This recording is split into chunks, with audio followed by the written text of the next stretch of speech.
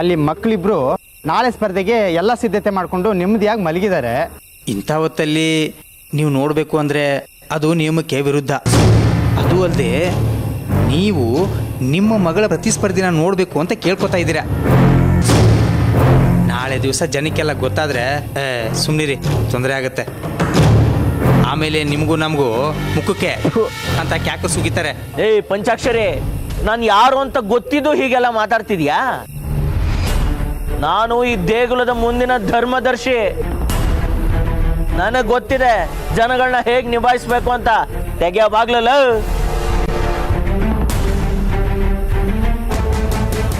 ನಾನು ತೆಗಿಯೋದು ಬರೀ ಮುಖ್ಯ ದ್ವಾರ ಅಷ್ಟೇ. ಆಮೇಲೆ ಒಳಗಡೆ ಹೋಗಕ್ಕೆ ನೀವೇ ಹುಡ್ಕೋಬೇಕು. ನಾನೇ ಒಳಗಡೆ ಬಂದು ಬಾಗಿಲನ್ನ ತೆಗೆದುಕೊಟ್ಟಿದ್ದು ಅಂತ ದೇಶಿಕರಿಗೆ ಏನಾದರೂ ಗೊತ್ತಾದರೆ ಆಮೇಲೆ ನನ್ನ ಕೆಲಸಕ್ಕೆ ಸಂಸ್ಕಾರ ಬರುತ್ತೆ. ಊರು ಬಿಟ್ಟೆ ಓಡಿಸ್ಬಿಡ್ತಾರೆ ಆಮೇಲೆ.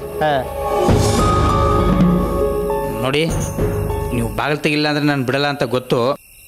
ಆದರೂ ನಿಮ್ಮನ್ನು ಕೇಳ್ಕೊತಾ ಇದ್ದೀನಿ, ದಯವಿಟ್ಟು ಈ ವಿಷಯದಲ್ಲಿ ಮಾತ್ರ ನನ್ನನ್ನು ನೀವೇ ಕಾಪಾಡಬೇಕು. ಅದನ್ನೆಲ್ಲ ನಾನು ನೋಡ್ಕೋತೀನಿ. ಈಗ ನಾನು ಹೇಳ್ದಷ್ಟು ಮಾಡು. ಸರಿ ಆಯ್ತು ಚಿಕ್ಕ ಯಜಮಾನ್ರೆ.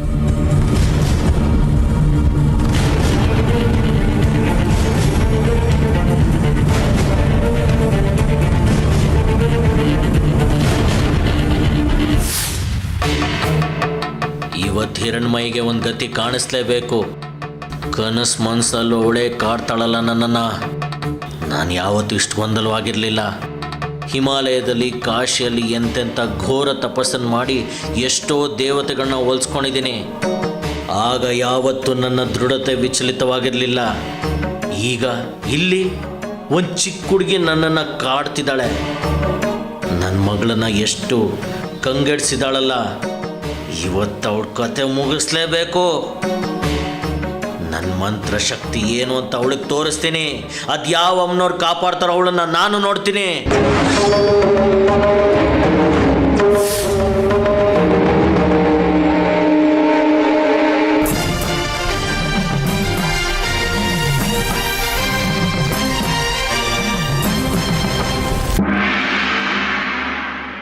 ನನ್ನನ್ನೇ ಹುಡುಕ್ತಿದ್ರಾ?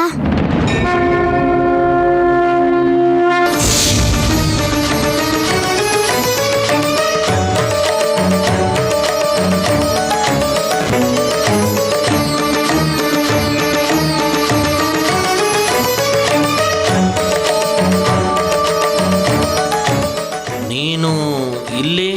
ನೀವು ಇಷ್ಟೊತ್ತಲ್ಲಿ ಇಲ್ಲಿ ನನ್ನನ್ನೇ ಹುಡ್ಕೊಂಬಂದಿದ್ದೀರಾ. ನಾನೆಲ್ಲಿರ್ಬಾರ್ದಾ? ಇವಳು ಸಾಮಾನ್ಯದವಳಲ್ವಲ್ಲ, ದೇವ್ರ ಮಗಳು.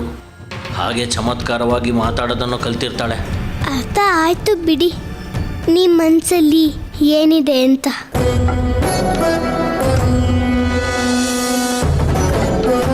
ನನ್ನ ಮನ್ಸನ್ನ ಅರ್ಥ ಮಾಡ್ಕೊಂಡಿರೋಳು ನೀನು ಕೊಟ್ಟಿರೋ ಮಾತನ್ನ ಮರ್ತಿದ್ಯಲ್ಲ. ಸರಿಗಿದ್ಯಾ ಇದು? ನೀನು ಮಾಡಿದ್ ಸರಿಗಿದ್ಯಾ? ನಾನು ಏನು ಮಾತು ಕೊಟ್ಟಿದ್ದೆ ಅಂತ ಸ್ವಲ್ಪ ಹೇಳಿ. ಈ ಸ್ಪರ್ಧೆಯಲ್ಲಿ ನೀನು ಭಾಗವಹಿಸಲ್ಲ ಅಂತ ನೀನು ಮತ್ತೆ ನಿನ್ನ ತಾಯಿ ರಶ್ಮಿ ಮಾತು ಕೊಟ್ಟಿದ್ರಿ ತಾನೆ? ಹೌದು, ನಾವು ಮಾತು ಕೊಟ್ಟಿದ್ದು ನಿಜ. ಆದರೆ ಮತ್ತೆ ನಿಮ್ಮ ಹೆಂಡತಿನೇ ನನ್ನನ್ನು ಈ ಸ್ಪರ್ಧೆಗೆ ಆಹ್ವಾನ ಮಾಡಿದ್ದು. ಮಾತು ತಗೊಂಡಿದ್ದು ನೀವೇ, ಮಾತು ಮುರಿದಿದ್ದು ನೀವೇ ಅಲ್ವಾ? ಹೋಗ್ಲಿ, ಅದನ್ನ ಬಿಡಿ. ಈಗ ಇಲ್ಲಿವರೆಗೂ ನನ್ನನ್ನು ಹುಡ್ಕೊಂಡ್ಬಂದಿದ್ದ ಉದ್ದೇಶ ಏನು? ನಾಳೆ ದೇಶಿಕರು ಇದು ಅಂತಿಮ ಪಂದ್ಯ ಅಂತ ಘೋಷಣೆ ಮಾಡೋಕ್ಕಿಂತ ಮುಂಚೆನೆ ನಾನು ಈ ಪಂದ್ಯದಲ್ಲಿ ಜೈಗೊಳಿಸೋಕ್ಕಾಗಲ್ಲ, ಅದಕ್ಕೆ ಅರ್ಧದಲ್ಲೇ ಬಿಟ್ಟು ಹೋಗ್ತಾ ಇದ್ದೀನಿ ಅಂತ ನೀನು ಘೋಷಣೆ ಮಾಡಿ ಪಂದ್ಯನ ಅರ್ಧಕ್ಕೆ ಬಿಟ್ಟು ಹೋಗಬೇಕು. ಇಲ್ಲಿವರೆಗೂ ನಾನು ಜಯಿಸ್ಕೊಂಡ್ಬಂದು ಈಗ ನಾನು ಬಿಟ್ಟೋದ್ರೆ ಎಲ್ಲರೂ ನನ್ನನ್ನು ಹಿಡಿ ಅನ್ನಲ್ವಾ? ಅದನ್ನ ಬಿಡಿ. ನಾನು ಯಾಕೆ ಈ ಪಂದ್ಯನ ಬಿಟ್ಟು ಹೋಗ್ಬೇಕು? ಯಾಕೆ ಅಂದರೆ ನನ್ನ ಮಗಳು ಗೆಲ್ಲಬೇಕು. ಅವಳು ಇದುವರೆಗೂ ನಿನ್ನಿಂದ ಯಾವ ಪಂದ್ಯನೂ ಗೆದ್ದಿಲ್ಲ. ನೀನು ಗೆಲ್ಲೋದಕ್ಕೂ ಬಿಟ್ಟಿಲ್ಲ. ನಿನಗೆ ದೈವ ಬಲ ಇದೆ, ಅದು ನನಗೆ ಚೆನ್ನಾಗಿ ಗೊತ್ತಿದೆ. ಆದರೆ ನಾಳೆ ದಿನ ಈ ಅಂತಿಮ ಪಂದ್ಯದಲ್ಲಿ ನೀನು ನನ್ನ ಮಗಳಿಗೆ ಎದುರಾಳಿ ಆದರೆ ನಾನು ನಿಂಗೆ ಏನು ಮಾಡೋಕ್ಕೂ ಸಹಿಸೋದಿಲ್ಲ. ನಿನಗೆ ದೈವ ಬಲ ಇದ್ರೆ ನನಗೆ ಮಂತ್ರಶಕ್ತಿ ಬಲ ಇದೆ, ಯೋಚನೆ ಮಾಡು. ಸಂತೋಷ. ನಿಮಗೆ ಮಂತ್ರಶಕ್ತಿ ಬಲವಿರೋದು ತುಂಬ ಸಂತೋಷ. ನೀವು ಅದನ್ನು ದುಷ್ಟ ಕೆಲಸಕ್ಕೆ ಬಳಸ್ಕೊಳ್ಳೋದು ತಪ್ಪಲ್ವಾ? ಯಾವ್ದು ಸರಿ ಇಲ್ಲ ಅಂತ ನಿನ್ನಿಂದ ನಾನು ಬೋಧನೆ ಮಾಡ್ಕೋಬೇಕಾಗಿಲ್ಲ. ಈಗ ನಾನು ಹೇಳಿದ್ದನ್ನ ನೀನು ಮಾಡಬೇಕು ಅಷ್ಟೇ. ಯಾಕೆ? ನಿಮ್ಮ ಮಗಳು ಗೆಲ್ಲೋದಿಲ್ಲ ಅಂತ ನಿಮಗೆ ಖಾತ್ರಿ ಆಗೋಯ್ತಾ? ಅದಕ್ಕೆ ಈ ವಾಮ ಮಾರ್ಗನ ಹುಡ್ಕೊಂಡ್ಬಂದಿದ್ದೀರಾ? ಏಯ್, ಅದು ನನ್ನಿಷ್ಟ. ಈಗ ನಾನು ಹೇಳಿದ್ದನ್ನ ಮಾಡ್ತೀಯ ಇಲ್ವೋ ಅದನ್ನ ಹೇಳು. ಅವತ್ತು ನಿಮ್ಮ ಹೆಂಡತಿ ದೇವಿಕಾ ಅವರು ನಿನ್ನ ಸ್ಪರ್ಧೆಯಲ್ಲಿ ಭಾಗವಹಿಸಿದ್ರು.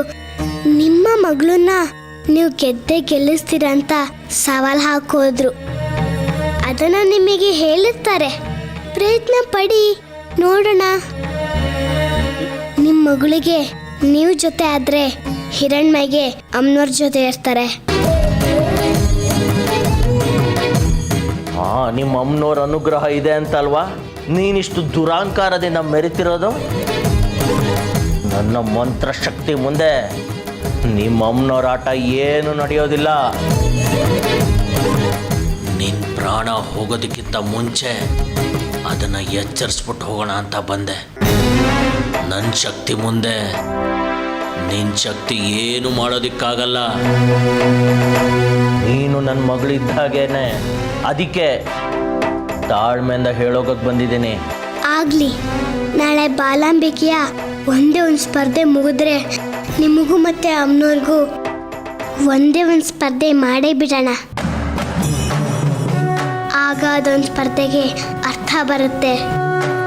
ನಾನು ಸುಲಭವಾಗಿ ಗೆದ್ಬಿಟ್ರೆ ಏನು ಮಹತ್ವ ಇರಲ್ಲ. ಹಾಗಾದ್ರೆ ನೀನ್ ನಾಳೆ ಸ್ಪರ್ಧೆಯಲ್ಲಿ ಇದ್ದೇ ಇರ್ತೀಯ, ನಾನು ಹೇಳಿದ್ದನ್ನ ಕೇಳಲ್ಲ ಅಲ್ವಾ? ಅಮ್ಮನವ್ರಿಚ್ಛೆ ಏನಿದೆಯೋ ಹಾಗೆ ಅಲ್ವಾ ಆಗೋದು. ಕೊನೆ ಸಲ ಹೇಳ್ತಿದ್ದೀನಿ ಹಿರಣ್ಮಯಿ, ನೀನು ಈ ಸ್ಪರ್ಧೆನ ಬಿಟ್ಕೊಟ್ರೆ ನಿನ್ಗೂ ಒಳ್ಳೇದು, ನಿನ್ನ ಕುಟುಂಬಕ್ಕೂ ಒಳ್ಳೇದು. ಇಲ್ಲಾಂದ್ರೆ ನನ್ನ ಕೋಪಕ್ಕೆ ಗುರಿಯಾಗಿ ನೀವೆಲ್ಲ ಸರ್ವನಾಶ ಆಗ್ಬಿಡ್ತೀರಾ. ನೀವು ಮಾಯಾ ಮಂತ್ರಗಳನ್ನೆಲ್ಲ ಪ್ರಯೋಗಿಸಿ ನಿಮ್ಮ ಮಗಳನ್ನ ಗೆಲ್ಸಕ್ಕಾಗಲ್ಲ. ಸುಮ್ಮನೆ ಸಮಯನ ಎಲ್ಲೇ ವ್ಯರ್ಥ ಮಾಡಬೇಡಿ. ಹೋಗಿ ನಾಳೆ ದಿನ ಏನೇನು ಕುತಂತ್ರ ಮಾಡಬೇಕು ಅಂತ ಸ್ವಲ್ಪ ಯೋಚಿಸಿ. ಅನ್ಭವಿಸ್ತೀಯ ನನ್ನ ಮಾತನ್ನ ಕೇಳದೆ ಇರೋದಕ್ಕೆ. ನಾಳೆ ದಿನ ಎಷ್ಟು ಪಶ್ಚಾತ್ತಾಪ ಪಡ್ತೀಯ ನಿನ್ ಗೊತ್ತಾ?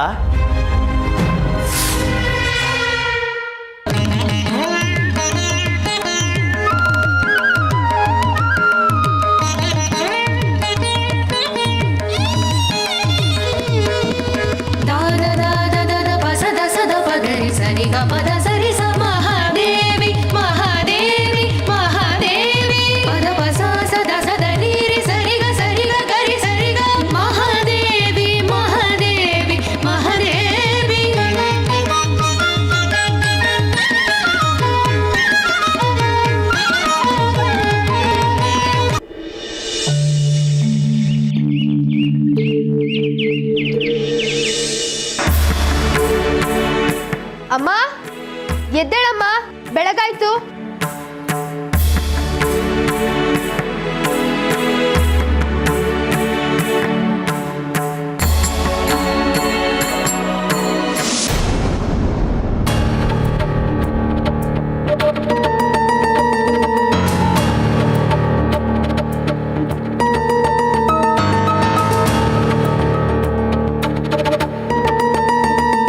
ನಿನ್ನೆ ರಾತ್ರಿ ನನ್ನ ಕಣ್ಮುಂದೆನೆ ಮದ್ದು ಹಾಕಿರೋ ಹಾಲನ್ನ ಕುಡ್ದಿದ್ದಾಳೆ.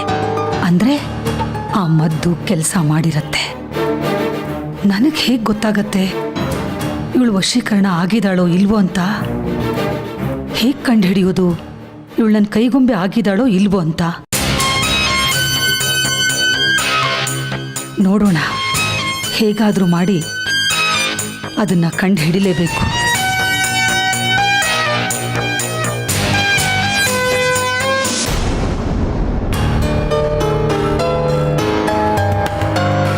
ಏನಮ್ಮ ಹಾಗೆ ನೋಡ್ತಾ ಇದೀಯಾ? ಕಾಫಿ ಗಿಫಿ ಮಾಡ್ಕೊಡ್ಲಾ? ಅಯ್ಯೋ ಬೇಡ ಕಣೆ, ಈಗ ತಾನೇ ಎದ್ದಿದ್ದೀನಿ. ಇನ್ನು ಹಲ್ಲು ಉಜ್ಜಿಲ್ಲ, ಮುಖ ತೊಳೆದಿಲ್ಲ. ಒಂದೇ ಸತಿ ಸ್ನಾನ ಆದಮೇಲೆ ಕುಡಿತೀನಿ ಬಿಡು.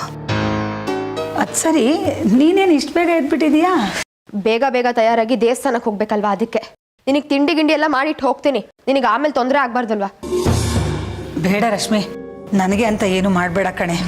ಆಸ್ಪತ್ರೆಯಲ್ಲಿ ಆ ಮಾತ್ರೆ ನುಂಗಿ ಮೈಯೆಲ್ಲ ವಿಷ ಸೇರಿದಂಗೆ ಆಗ್ಬಿಟ್ಟಿದೆ. ಒಂದು ದಿವಸ ಉಪವಾಸ ಇರ್ತೀನಿ, ಎಲ್ಲ ಸರಿ ಹೋಗತ್ತೆ ಬಿಡು. ಹಾಗಾ? ಆಯ್ತಮ್ಮ, ಇನ್ಮೇಲೆ ನೀನು ಹೇಗೆ ಹೇಳ್ತೀಯೋ ಹಾಗೆ. ಅರೇ, ನಾನು ಹೇಳ್ದಾಗೆ ಕೇಳ್ತಿದ್ದಾಳೆ. ಇಲ್ಲ ಅಂದಿದ್ರೆ ಬಲವಂತ ಮಾಡಿ ಏನಾದರೂ ಮಾಡಿರೋಳು.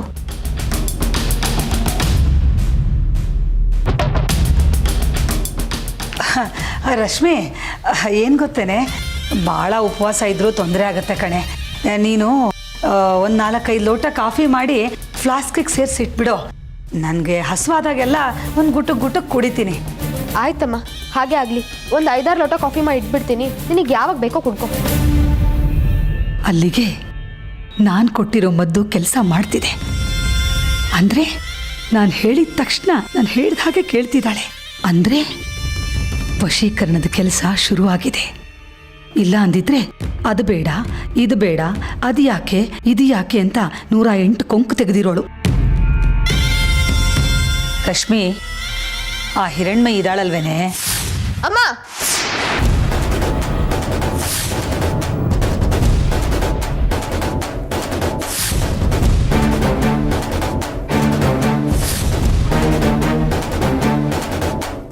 ಏನಾಗಿದೆ ನಿನ್ಗೆ? ಎಷ್ಟು ಸತಿ ಹೇಳಿದೆ ನಾನು ನಿಂಗೆ, ನನ್ನ ಮಗಳು ಹಿರಣ್ಮಯಿ ತಂಟೆಗೆ ಬರಬೇಡ ಅಂತ. ಅಯ್ಯಯ್ಯೋ, ಇವಳಿಗೆ ವಶೀಕರಣ ಕೆಲಸ ಮಾಡಿದೆ ಅನ್ಕೊಂಡ್ರೆ, ಇವಳ ಮರಿ ರಾಕ್ಷಸಿ ಹೆಸರು ಹೇಳಕ್ಕೂ ಬಿಡದೆ ಇವಳೇ ರಾಕ್ಷಸಿ ಥರ ಆಡ್ತಿದ್ದಾಳಲ್ಲ. ಯಾಕೆ ನೀನು ಅವಳ ಸುದ್ದಿಗೆ ಬರ್ತೀಯಾ? ಯಾಕೆ ನಿನಗೆ ಅವಳು ಕಂಡ್ರೆ ಆಗಲ್ಲ?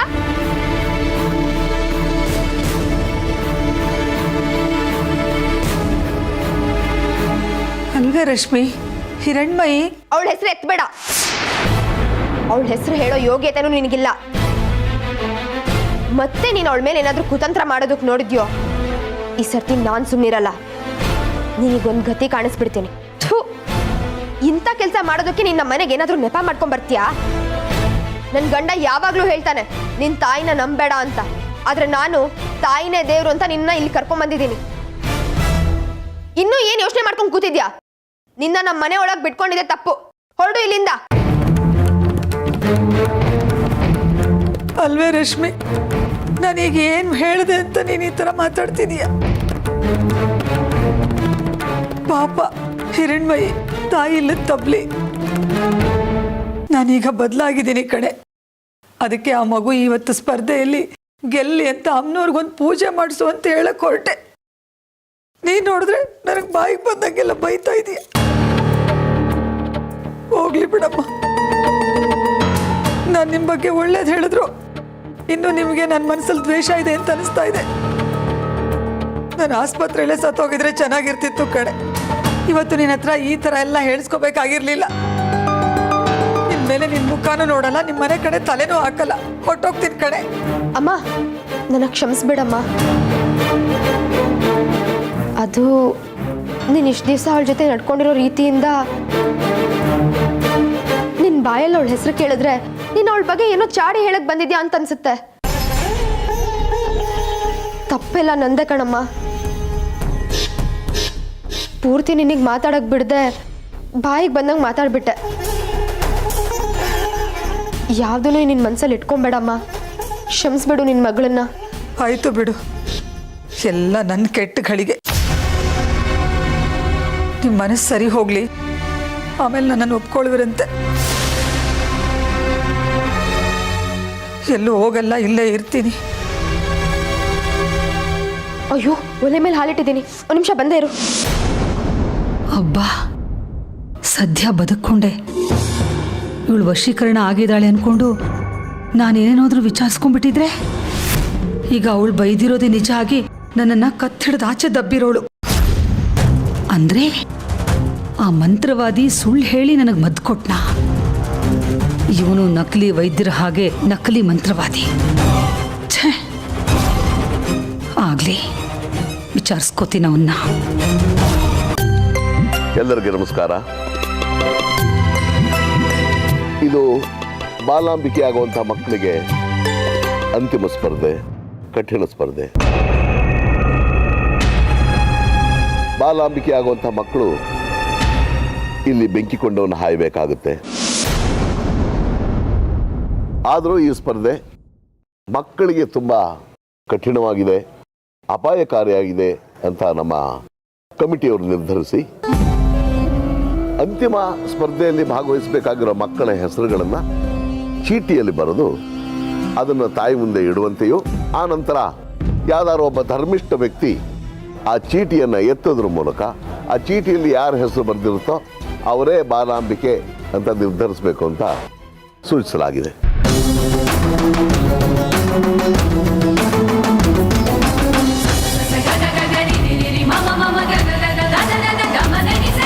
ಇದನ್ನ ನಾನು ಒಪ್ಪೋದಿಲ್ಲ ದೇಶಿಕ್ರೆ. ಪಂದ್ಯ ಏನಿದೆಯೋ ಹಾಗೆ ನಡೀಲಿ. ಚೀಟಿ ಎತ್ತೋದ್ರಲ್ಲಿ ಮೋಸ ಆಗ್ಬೋದು. ಈವರೆಗೆ ನಡೆದ ಎಲ್ಲ ಸ್ಪರ್ಧೆಗಳಲ್ಲೂ ನನ್ನ ಮಗಳು ಸರಿ ಸಮಾನವಾಗಿ ಗೆದ್ದಿದ್ದಾಳೆ. ಈ ಕಡೆ ಪಂದ್ಯ ಕೂಡ ಹಾಗೆ ನಡೀಲಿ. ಚೀಟಿ ಪಾಟಿ ಎತ್ತೋದೆಲ್ಲ ಬೇಕಾಗಿಲ್ಲ.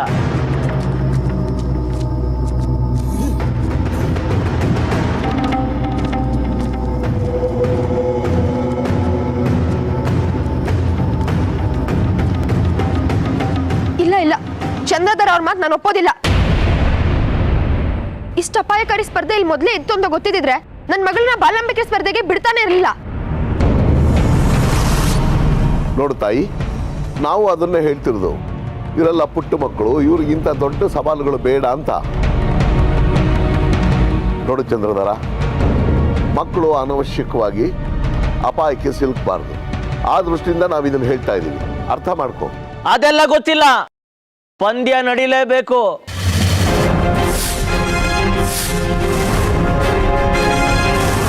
ಚಂದ್ರಧರ,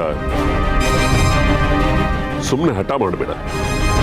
ಮಕ್ಕಳಿಗೆ ಏನಾದರೂ ಹೆಚ್ಚು ಕಡಿಮೆ ಆದ್ರೆ ಆಮೇಲೆ ಜವಾಬ್ ಹೇಳಬಹುದು ಯಾರು? ಪಂದ್ಯ ರದ್ದಾಗಿಲ್ಲ, ಪಂದ್ಯ ನಡೆಯುತ್ತೆ. ಆದರೆ ಪಂದ್ಯದ ರೂಪುರೇಷೆ ಬದಲಾಗಿದೆ ಅಷ್ಟೇ. ಆಯ್ತು, ಮಕ್ಕಳನ್ನೇ ಕೇಳೋಣ. ಅವ್ರೊಪ್ಪಿದ್ರೆ ಆಯ್ತಲ್ವಾ? ಸೌಗಂಧಿ, ಈ ಸ್ಪರ್ಧೆಗೆ ನಿಂಗೆ ಒಪ್ಪಿಗೆ ಇದೆಯಾ?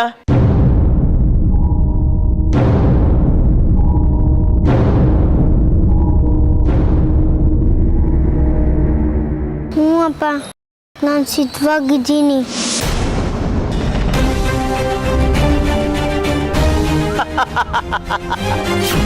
ದೇಶಿಕ್ರೆ, ಈ ಸ್ಪರ್ಧೆಗೆ ನನ್ನ ಮಗಳು ಸಿದ್ಧ. ಅವ್ರಿಗೆ ಹೆದರಿಕೆ ಶುರು ಆಗಿರ್ಬೇಕು. ಎಷ್ಟೇ ಇದ್ರು ಅಮ್ಮನವ್ರ ಮಗಳಲ್ವಾ ಹಿರಣ್ಮಯಿ. ನಡಿಲಿ ಕೊಂಡದ್ಮೇಲೆ ಕಾಪಾಡ್ಲಿ ಆ ಮಹಾತಾಯಿ ಬಂದು. ನಿಮ್ಮ ಮಗಳ ಮೇಲೆ ನಿಮ್ ನಂಬಿಕೆ ಇಲ್ಲ ಅಂದ್ರೆ ಕರ್ಕೊಂಡೋಗ್ರಿ ಮನೆಗೆ. ದೇಶಕ್ರೆ, ನನ್ನ ಮಗಳು ಪ್ರಾಣಪಣಕ್ಕಿಟ್ಟು ಬಾಲಾಂಬಿಕೆ ಆಗೋದೇನು ಬೇಕಾಗಿಲ್ಲ. ಪೂಜೆ ಉತ್ಸವ ಅಲ್ಲ, ಅವ್ರ ಮಗಳಿಗೆ ಆಗಲಿ. ನನ್ನ ಮಗಳು ಜೀವಂತವಾಗಿ ಕಣ್ಣೆ ತೆಗಿದ್ರೆ ಅದೇ ನಿತ್ಯ ಬಾಲಾಂಬಿಕೆ. ಬಾ ಹಿರಣ್ಮಯಿ, ಹೋಗೋಣ. ನನ್ನನ್ನು ಕ್ಷಮಿಸ್ಬಿಡು, ನಾನು ಹೀಗೆ ದೊಡ್ಡವ್ರ ಮಧ್ಯೆ ಮಾತಾಡ್ತಿರೋದಿಕ್ಕೆ. ನಾನು ಸ್ಪರ್ಧೆಯಿಂದ ಹಿಂಸರ ಮಾತೇ ಇಲ್ಲ.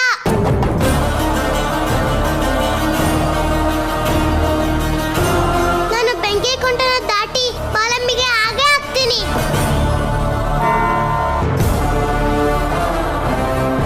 ದಯವಿಟ್ಟು ನನ್ನ ತಡಿಬೇಡಿ. ನಾನು ನಂಬಿರೋ ಮಹಾತಾಯಿ ನನ್ನನ್ನ ಕೈ ಬಿಡಲ್ಲ. ಆ ಮಹಾತಾಯಿ ನನ್ನನ್ನ ಕಾಪಾಡ್ತಾಳೆ.